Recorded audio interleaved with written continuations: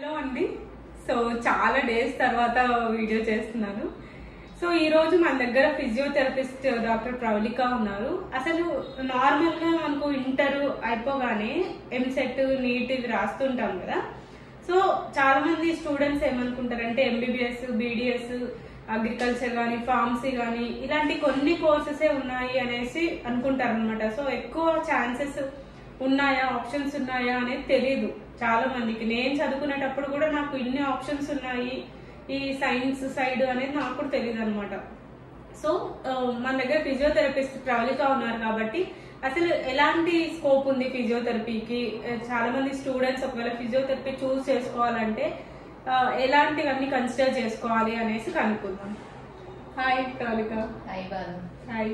అదే మనం MBBS, BDS only ఇవే ఉన్నాయి అనుకుంటాం కదా సైన్స్ స్టూడెంట్స్. సో అసలు ఫిజియోథెరపీ అసలు మీరు ఎలా చూస్ చేస్తున్నారు? మీకు ఎవరైనా ఇంట్రెస్ట్ ఉండి చెప్తారా? మీకు ఎట్లా తెలిసింది ఫిజియోథెరపీ గురించి? యాక్చువల్లీ ఫిజియోథెరపీ గురించి నాకు కూడా తెలియదు. బట్ మా అంటే ఒక సీనియర్ అన్నమాట ఫిజియోథెరపీ చేస్తున్నారు ఆయన.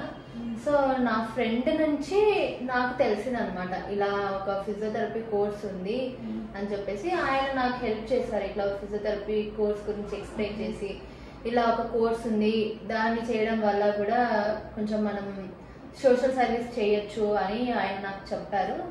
సో అలా నేను ఈ ఫిజియోథెరపీ ఫీల్డ్ లోకి వచ్చాను. అది నార్మల్ గా ఎంసెట్ నీట్ రాసేసి మీరు ఇట్లా సీట్ వచ్చినట్టు? అంటే ఫస్ట్ అప్పుడు లేదనమాట, మేము జాయిన్ అయినప్పుడు ఈ కోర్స్ లో అప్పుడు మాకు ఐపీ బేస్డ్ సీట్స్ అనేవి ఇచ్చేవాళ్ళు. సో సీట్స్ అలా అలాట్ చేశారు మాకు. ఇప్పుడు ఎలా ఉంది అని అంటే ఎంసెట్ కానీ నీట్ కానీ ఆ ర్యాంక్ ప్రకారం అనేది ఇప్పుడు వస్తుంది అనమాట. అలా ఎన్ని ఇయర్స్ ఉంటుంది కోర్స్? ఇది అండర్ గ్రాడ్యుయేషన్ వచ్చేసి 4.5 years కోర్స్ ఉంటుంది. 4 years స్టడీస్ ఉంటాయి.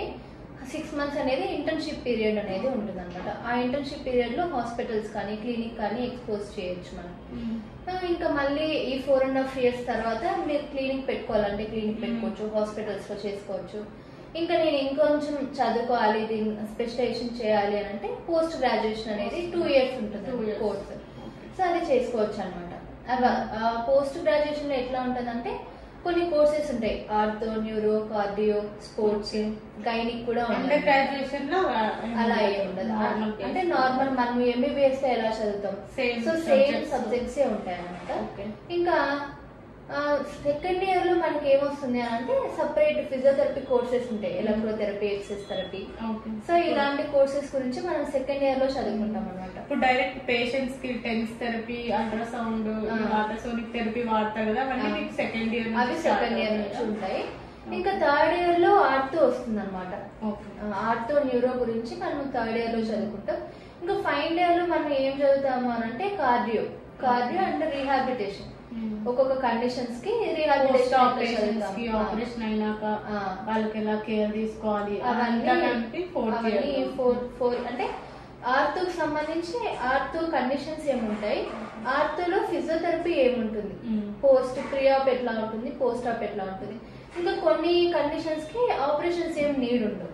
సో స్టార్టింగ్ స్టేజ్, ఇప్పుడు ఎర్లీ స్టేజ్ ఆస్టియోఆర్థరైటిస్ కానీ లేదా బ్యాక్ పెయిన్ కానీ ఇలాంటి ఇష్యూస్ ఉంటాయి, లంబార్ ఇష్యూస్. సో అలాంటి వాటికి కొన్ని దానికి డైరెక్ట్ సర్జరీకి పోవాల్సిన అవసరం లేదు. మనం ఫిజియోథెరపీ అవి చేస్తూ ఫస్ట్ పెయిన్ మొడాలిటీస్ పెట్టుకొని పెయిన్ తగ్గించుకొని దెన్ ఎక్సర్సైజ్ చేసుకోవడం వల్ల మజిల్స్ స్ట్రెంగ్త్ చేసుకొని, అంటే పారాస్పైనల్ మజిల్స్, బ్యాక్ మజిల్స్ మనం స్ట్రెంగ్త్ చేసేసుకుంటే సో వాటిని మనం అవాయిడ్ చేయొచ్చు అనమాట.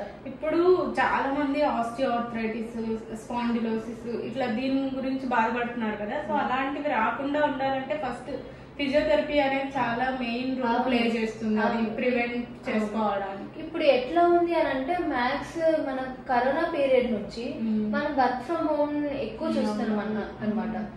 సో ఎట్లా చేస్తున్నారు అంటే వాళ్ళు ఇంట్లోనే వర్క్ చేసుకోవడం వల్ల పోస్టర్స్ మెయింటైన్ చేసుకోరు. సో అలా చేసుకోకపోవడం వల్ల ఏమవుతుంది అని అంటే ఎలా అంటే అలా కూర్చుంటారు. ఇప్పుడు సర్వైకల్ సిస్టమ్ యూజ్ చేస్తుంటారు, సర్వైకల్ ఇలా పెట్టుకొని యూజ్ చేయడం, లేదా బెడ్స్ మీద పడుకొని చేస్తుంటారు కొంతమంది సోఫాలో ఇట్లా లీన్ అయి చేస్తుంటారు. సో అవి పోస్చర్స్ అలా ప్రొలాంగ్ టైంలో అలా కూర్చోవడం వల్ల అట్లా సిస్టమ్ వర్క్ యూజ్ చేయడం వల్ల అది ఎక్కువ రావడానికి ఛాన్సెస్ ఉంటాయి. ఇంకొకటి ఏమి అంటే చైర్ సిట్టింగ్ చేయట్లేదు, వాళ్ళు చైర్ లో కూర్చొని సిస్టమ్ వర్క్ యూజ్ చేయట్లేదు. సో ఎప్పుడైతే మనం కరెక్ట్ పోస్చర్స్ మెయింటైన్ చేసుకుంటూ మన బాడీ మూమెంట్ అనేది ఉంటే సో కొన్ని కండిషన్స్ ని, బ్యాక్ పెయిన్ ని, సర్వైకల్ పెయిన్ ని, ఇలాంటి వాటిని మనం అవాయిడ్ చేయొచ్చు.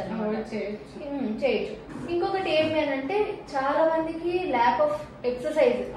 ఇప్పుడు ఎలా అయిపోయిందనంటే ప్రతి ఒక్కటి మనకి ఆర్డర్స్ వచ్చేస్తున్నాయి. అంటే మన ఇంటి దగ్గరికి ఈవెన్ వెజిటేబుల్స్ తో, మిల్క్ ప్యాకెట్స్ తో పాటు అన్ని డెలివరీ చేసేస్తున్నారు. సో ఎట్లా అయిపోతుంది అంటే మన కాళ్ళ దగ్గరికి ప్రతి ఒక్కటి అందుతుంది, మన మూమెంట్ ఏం లేదు. మన మూమెంట్ ఎప్పుడైతే తగ్గిపోతుందో అప్పుడు ఒక్కొక్కటి వచ్చే ఛాన్సెస్ ఉంటాయి అన్నమాట. సో అలా కాకుండా ఎక్సర్సైజ్ మనం ఎప్పుడైతే చేసుకుంటామో మన బాడీకి ఫిజికల్ యాక్టివిటీ ఉంటుందనంటే కొంచెం మజిల్స్, జాయింట్స్ ఇలాంటివన్నీ బాగుంటాయి అన్నమాట.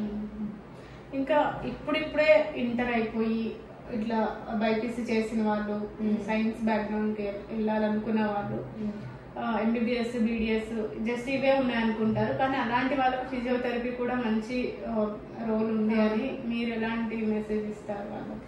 యాక్చువల్లీ చాలా మంది పిల్లలు ఇప్పుడు ఎలా ఉన్నారు అని అంటే ఎంబీబీఎస్ సీట్ రావాలా, లేదంటే లాంగ్ టర్మ్ నేను వెళ్తాను, నాకు ఎంబీబీఎస్ సీటే రావాలా అనేసి ఉన్నారు. సో ఎంబీబీఎస్ఏ కాదు లాస్ట్ ఆప్షన్, దాంతో పాటు ఫిజియోథెరపీ అని కూడా ఒకటి ఉందన్నమాట. దాంతో పాటు దాంట్లో కూడా మనం సోషల్ సర్వీస్ చేయొచ్చు. మనము దాంట్లోనే అంటే ఎంబీబీఎస్ తో చేసిన సబ్జెక్ట్సే మనం మ్యాథ్స్ చదువుతాం. కొన్ని టాపిక్స్ కానీ కొన్ని నాకు తెలిసి ఎంబీబీఎస్ కంటే ఇంకా ఎక్కువ టాపిక్స్ ఫిజియోథెరపీలో కవర్ అవుతున్నాయి. అంటే ఎక్సర్సైజ్ థెరపీ, ఎలక్ట్రోథెరపీ ఇలాంటి సబ్జెక్ట్స్ అనేవి కొంచెం ఎక్కువ వస్తాయి అనమాట ఫిజియోథెరపీలో. సో ఎంబీబీఎస్ సీట్ రాలేదని ఎప్పుడు బాధపడకూడదు. ఫిజియోథెరపీ కోర్స్ కూడా ఉందన్నమాట. సో ఈ కోర్స్ ని కూడా చూస్ చేసుకొని దీంట్లో కూడా మీకు డాక్టరేట్ వస్తుంది. సో మీరు కూడా సోషల్ సర్వీస్ చేస్తూ చాలా మంది ఎంబీబీఎస్, బీడీఎస్ చేస్తేనే డాక్టరేట్ వస్తుంది అనేసి అనుకుంటారు.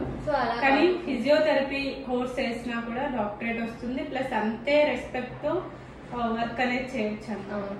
హాస్పిటల్లో కానీ ఇలా క్లినిక్స్ అయినా, మనము క్లినిక్స్ కూడా ఇప్పుడు యూజ్ అయిపోతేనే కూడా పెట్టుకుంటున్నారు ఇప్పుడు. సో మీకు మంచి నాలెడ్జ్ ఉంది, నేను క్లినిక్ సెటప్ పెట్టుకుంటాను అని చెప్పేసి పెట్టుకోవచ్చు. హోమ్ విజిట్స్ కూడా చేసుకోవచ్చు. బెడ్ రిడెన్ పేషెంట్స్ ఉంటారు, ఆపరేషన్ అయిపోయి ఇంటికి వెళ్ళిన వాళ్ళు ఉంటారు. సో అలాంటి వాళ్ళకు డైరెక్ట్ ఇంటికి వెళ్ళి ఫిజియోథెరపీ చేయడం వల్ల కూడా మీరు సర్వీస్ చేసినట్టే ఉంటుంది, ఓన్లీ హాస్పిటల్లో, క్లినిక్ లోనే కాకుండా. సో ఇన్ని అడ్వాంటేజెస్ ఉన్నాయి ఫిజియోథెరపీ కోర్స్ కి. సో ఎవరైతే ఇప్పుడిప్పుడే ఎంబీబీఎస్ నుంచి ఇంటర్ నుంచి ఎంబీబీఎస్ కానీ, బీడీఎస్ కానీ ఇలా సైన్స్ సైడ్ వెళ్ళాలనుకుంటున్నారో వాళ్ళు ఈ అగ్రికల్చర్, ఫార్మసీ ఇవి ఒక్కటే కాకుండా ఫిజియోథెరపీ అనేది కూడా ఒకటి ఉంది అనేసి దాని గురించి రీసెర్చ్ చేయండి, తెలిసిన వాళ్ళని కనుక్కోండి. ఇంకా మీకు ఏమైనా డౌట్స్ ఉన్నట్టయితే ఈ వీడియో కింద కమెంట్స్ పెట్టినట్టంటే మేము అది చూసి ఇంకొక క్వశ్చన్స్ అన్ని అడుగుదాం అన్నమాట, మనకి ఎలాంటి డౌట్స్ ఉన్నా కూడా. So thank you doctor Pravalika, ఈ వీడియో ఇన్ఫర్మేషన్ అంతా మీరు ఇచ్చినందుకు. ఇలాంటి వీడియోస్ మరిన్ని మనం చేద్దాం మా ఛానల్. తప్పకుండా. Thank you so much. Welcome.